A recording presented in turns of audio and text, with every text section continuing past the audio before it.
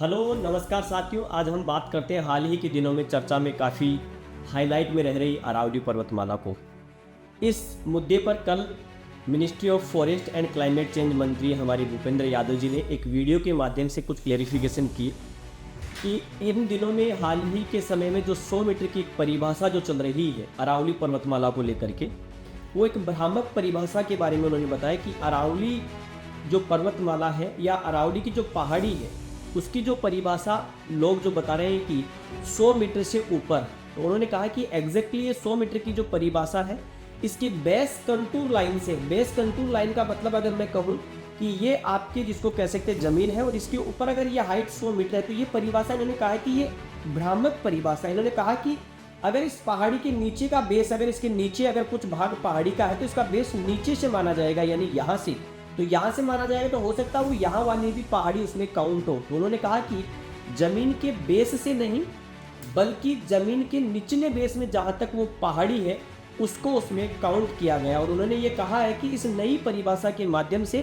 पूरी अरावली पर्वतमाला की परिभाषा में सिमिलरिटी आएगी, साथ में ही जो अनैतिक जो गतिविधियाँ जो खनन वगैरह जो हो रहे हैं वो रुकेंगे।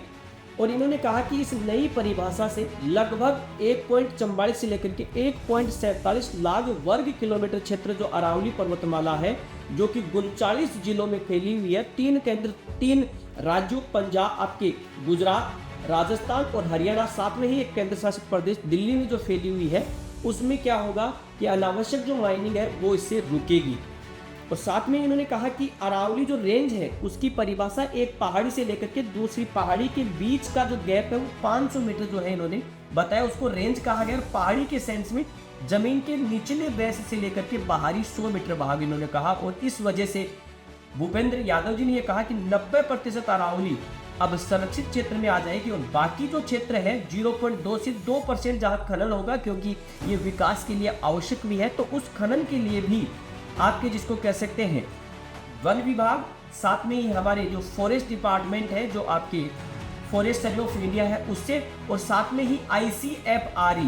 के द्वारा भी अनुमति लेना आवश्यक होगा। तो इस प्रकार से अब इस परिभाषा को लेकर के कुछ क्लेरिफिकेशन हमारे